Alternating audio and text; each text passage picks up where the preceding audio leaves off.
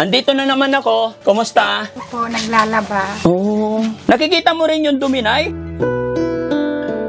Asan si Princess, Nay?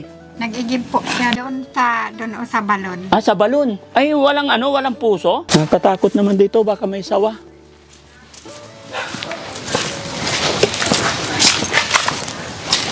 Ayun. Hi, Princess. Kumusta ka na? Hindi nyo iniinom to? Bakit? Ano po, pang-saing lang po, ganon. Ay, ganun din. Pangsaing pala ng kanin eh. Lagot, parang iba ang dating sa tiyan yung ininom kong tubig ah.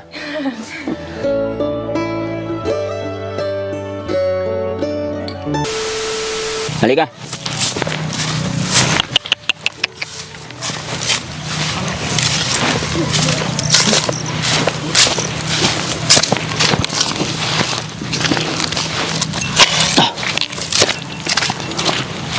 Wala nang damo dito eh. Ah, dito.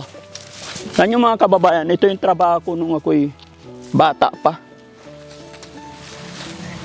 May alaga rin ako noon.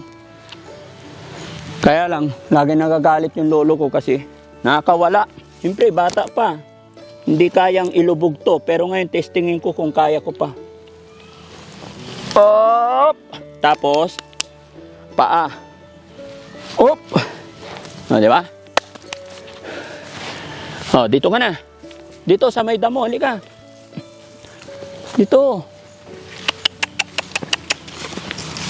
Kain tayo damo dito. O. Di ba?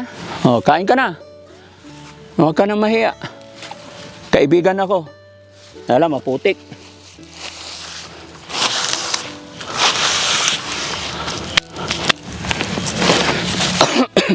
Ayan mga kababayan, mga kabarangay, magandang hapon pong muli. Muli natin bibisitahin si Princess Joy mga kababayan dahil mayroong nagpaabot ng tulong pinansyal para sa kanya. Kaya tingnan natin at ngayon ay araw ng Sabado. So sakto malamang andito siya. Nay, magandang hapon.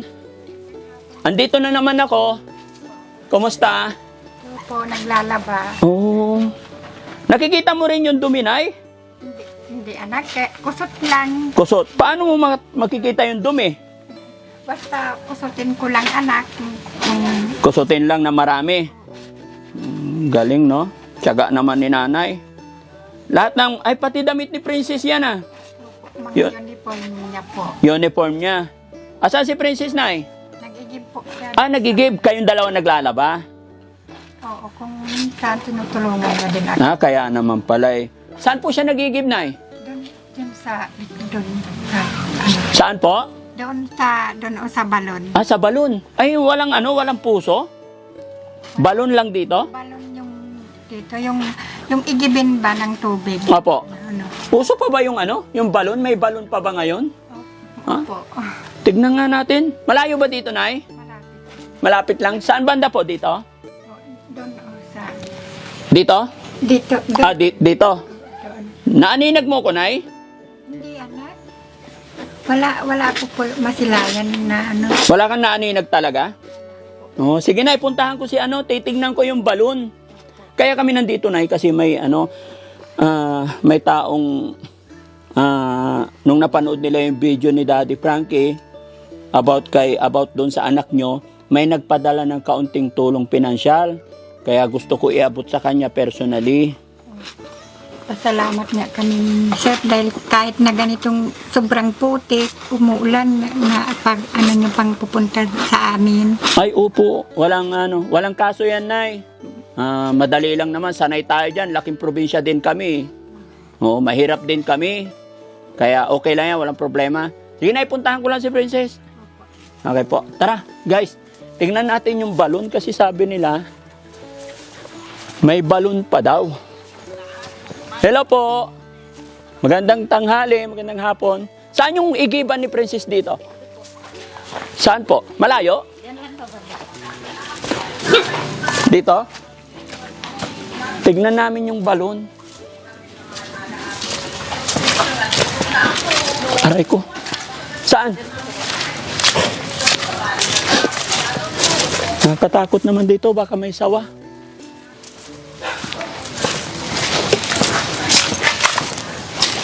Ayun! Hi, Princess! Kumusta ka na? Ah, yan pala yung balon na sinasabi. Ang galing. Hindi natutuyuan ito? Ano po, pag summer po, nauubusan din po. Pag summer na ubusan. Kaya pag summer po, naghihintay po kami ng tubig. Naghihintay kayo. Princess, pwede ba idikit ko to sa'yo? Yung mic. Kabila, be. Buti na lang, no? Sabado pa lang ngayon, mga kababayan, kaya inabot namin si Princess dito. At ayon sa kanyang nanay, andito daw siya, nag-iigib. Tapos, ito ang gamit mo? Yes po. Kaya mo yan? Yes po. Oo, ang galing naman. Huwag mo masyadong damihan para ano. Opo, sir, kaya naman po. Kaya naman. Yes po. Dapat isa-isa lang, no? Ganito talaga sa probinsya, mga kababayan, no? Sanay na sanay sila sa bingga. Pero sa amin din, pwede ko ba i-try? Sa amin din, nung kabataan ko, mga kababayan, ganito yung pang-igib namin. Pero, walang balon sa amin, yung puso na. Bakit walang puso dito? Ganito lang po talaga, sir.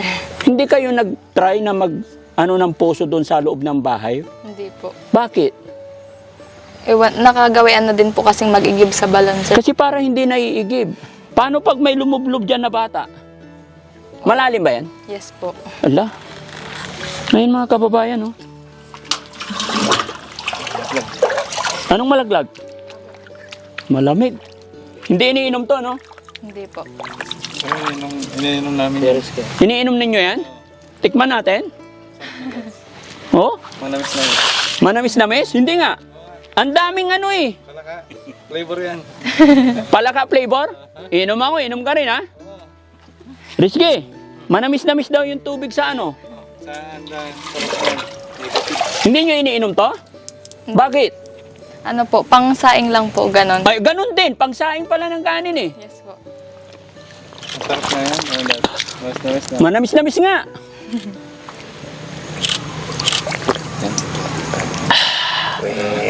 Fresh. Ikaw din, inom. Sinabihan mo ko na. Okay lang yan. Kinamay ko yan. Kuhan. Tama na yan, Chris.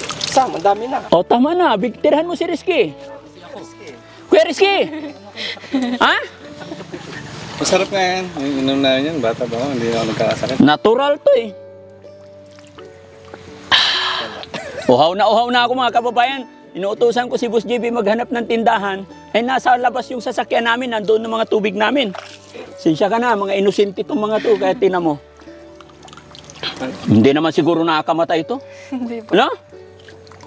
Pero nakakabilib siya mga kababayan. Sige, tignan ko nga kung paano buhatin yan. Ala. Left-handed siya. Sige, kargahan ko rin to para may pakinabang ako. Ay, galing naman. Tabo dito yan. Ha? Ay, tara, samahan natin si ano.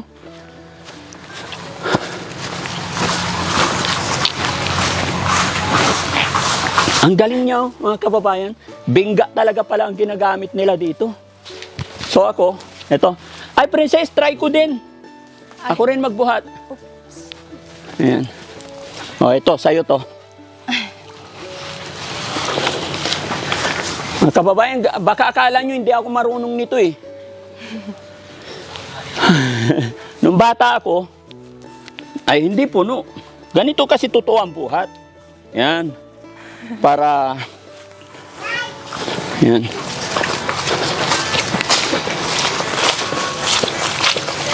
O, diba? Mabigat din pala. Hindi sumasakit balikat mo, Princess, pag ganito buhat mo?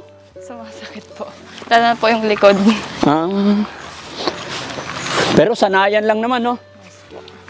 Ganito rin kasi kami nung maliliit pa kami. Ayan. Hello, Nay. Andito na po yung tubig. Ha? Kapanas na. Ako na yung taga-igib ninyo ngayon. Ay, paano to? Yup.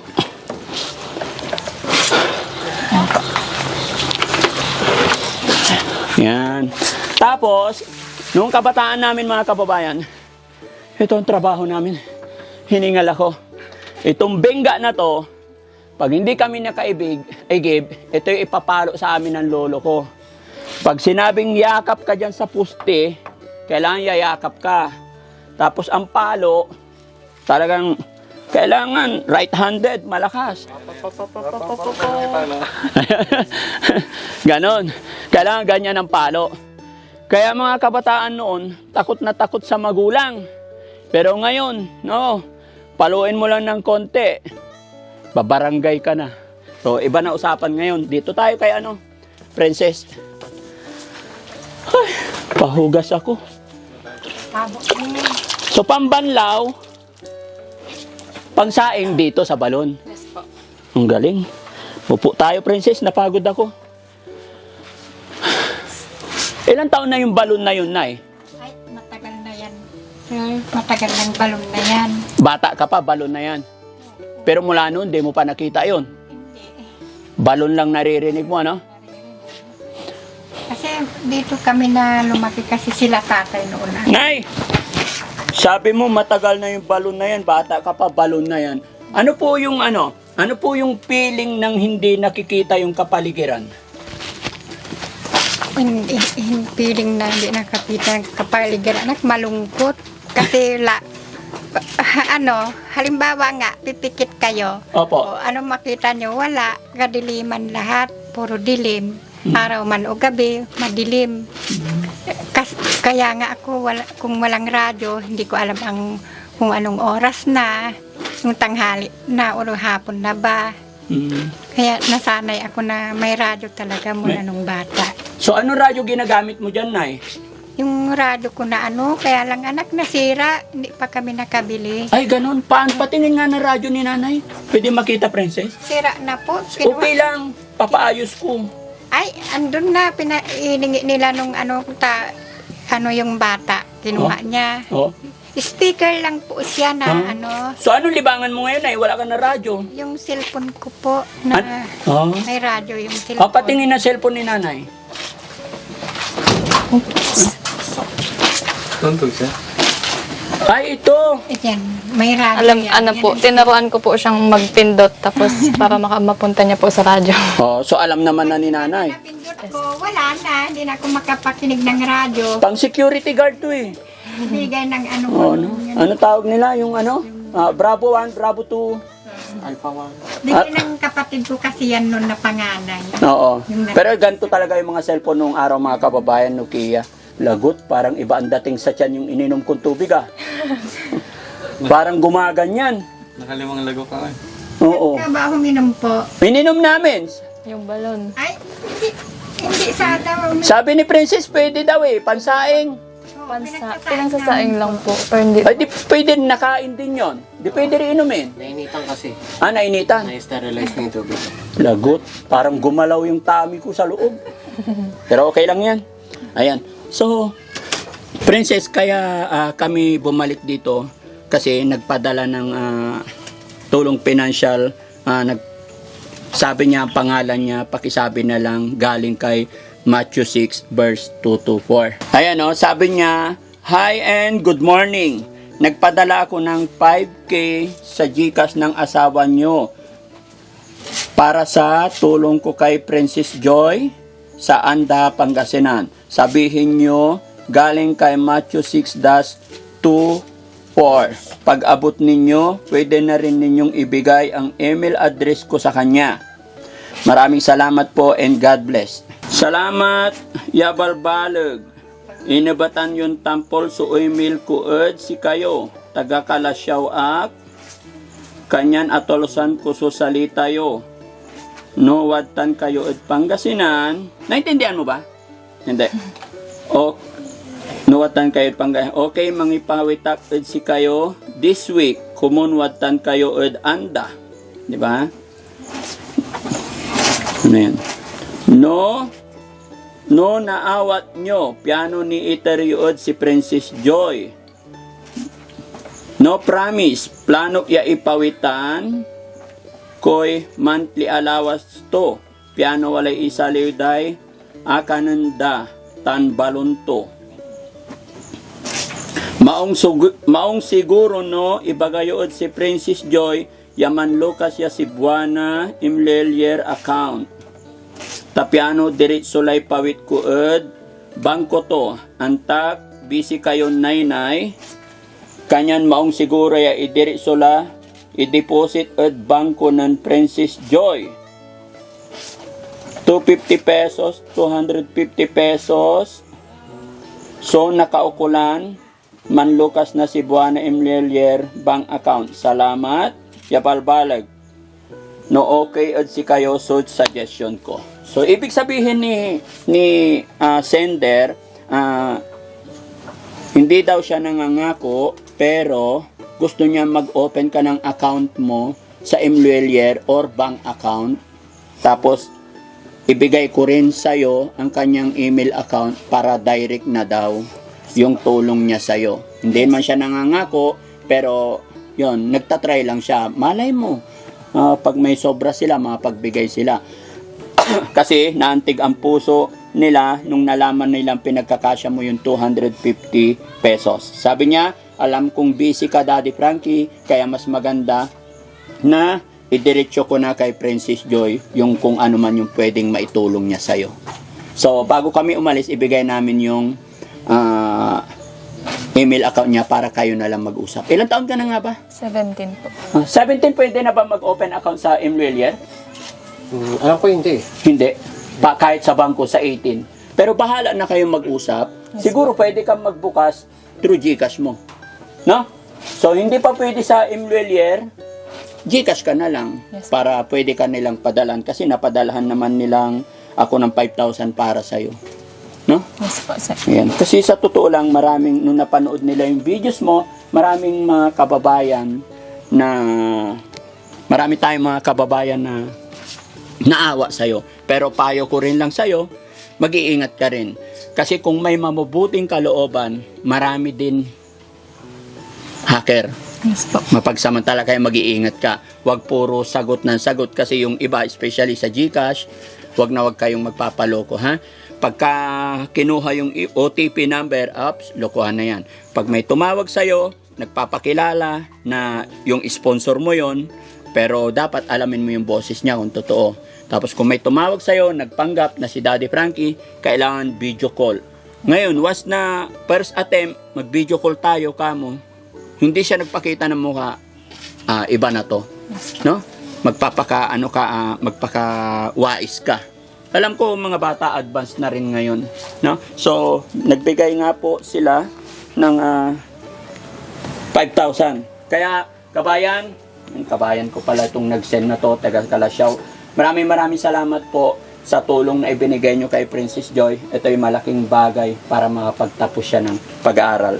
Dahil maging ako man ay gustong-gusto ko rin po siyang tulungan para makapagtapos ng pag-aaral. Kaya mga kababayan, ito po ay karangalan ng Team Daddy Frankie. Bagaman hindi po tayo nagkakilala or di nyo ako nakikita ng personally, pinagkatiwalan nyo yung pera. So, ito yung 5,000. Bilangin mo, be. 1, 2, 3, 4, 5. Yan po yung galing sa sponsor natin. Tsaka ito galing kay Daddy Frankie. 1, 2, 3, 4, and 5.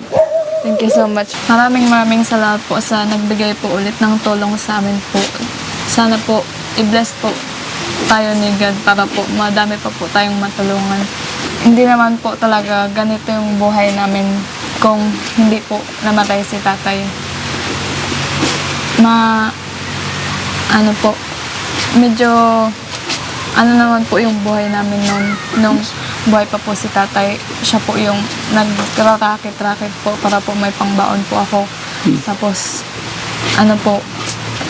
siya din po yung mga gumagawa ng mga gawaing bahay na mabibigat po, like yung pag-iigib nga po. Tapos yung paglalaba din po na ginagawa po ni nanay ngayon. Hindi ko na po kasi maharap maglaba ganun po kasi yun nga po, lagi po nasa school ganun po. Kaya